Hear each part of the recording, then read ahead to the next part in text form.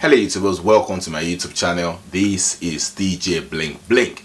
So we're having our second session in regards to question and answers today. Last week what we discussed was, should you buy a 12-inch speaker, powered speaker, or should you buy a 15-inch powered speaker? Now if you're interested in watching that video, it's going to pop up right now on the left. Click on the banner that's going to pop up now, and then you can see what we discussed and how I answer that question. Now during that session I mentioned something, sync. Yeah, the sync button. Now that's like a major thing in the DJ world, like, oh, you shouldn't use sync, you should use sync. And I got a message afterwards, and the message was, is it advisable for upcoming DJs or anyone planning to be a DJ to use sync? And also the guy asked me if I use sync.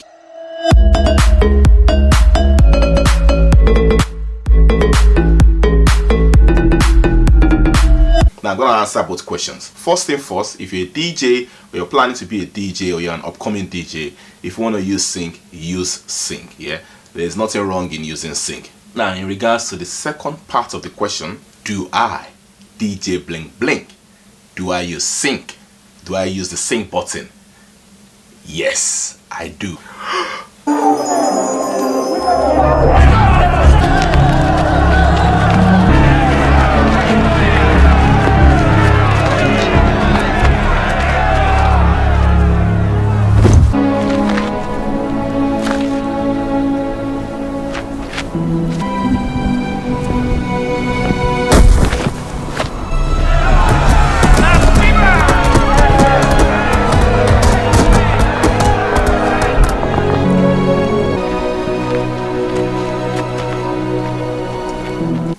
Oh my god, he uses sync! Relax, calm down everyone, don't lynch me, don't kill me. The sync button, as I've always explained to everyone, is not a magic button. And to use sync, you need two things. One, you need your beat grids to be set, properly set. And two, you need to also know how to beat match. You cannot use sync without learning how to beat match. Now if you want to learn how to adjust your beat grid, to set your beat grid, a link is going to pop right there. I did a tutorial how to set your beat grid, it's right there now. If you also want to learn how to beat match by ear, which is the major thing most DJs will say, basically beat matching, another link is going to pop up right now, right there on the left. Click on that and then you can watch the tutorial I did about how to beat match by ear. Now let's go back to that sync, the sync issue. What does sync do? Sync basically brings your BPM, it matches your BPM together. So if one BPM is 120 and the second BPM is 115, when you press the sync button, in as much as your beat grids are set properly, it's going to match them. Yeah, to bring the 115 close to the 120, match it and keep them in line. So it will now be 120, 120. However, if your beat grid is not set, there is no way sync would work properly. So all these situations where DJs are going, oh, you should not use sync, you're being lazy, you need to learn how to beat match, you need to learn how to link the songs, you need to learn how to bring everything together, you wind everything and bring it around. As in, really, to be honest, using sync even becomes a headache. I only use sync if I'm doing so many things on my system, like if I'm linking 3-4 songs at a time, or if I need to bring something out quickly and then jump into another song, and I press the sync button, then it's gonna link the song and then I can do any other thing I want to do. Now I know some people will go, oh yeah, DJ Blink Blink, you can beat match, so it doesn't matter if you use sync. Whoa, even if you want to use sync, you still need to learn how to beat match. Or someone could go, oh, DJ Blink Blink, you know how to use the beat grids, you know how to set them, that's why you can use sync. So even if you're using sync, it does not matter. Relax. Anyone that wants to use sync, let them use sync. Because for them to even use sync, they need to know some aspects. Sync doesn't solve the problem of mixing or even DJing. If you're out there and you stumbled on this video, for you to even use sync, you need to learn how to set your beat grids. You also need to learn how to beat match your music.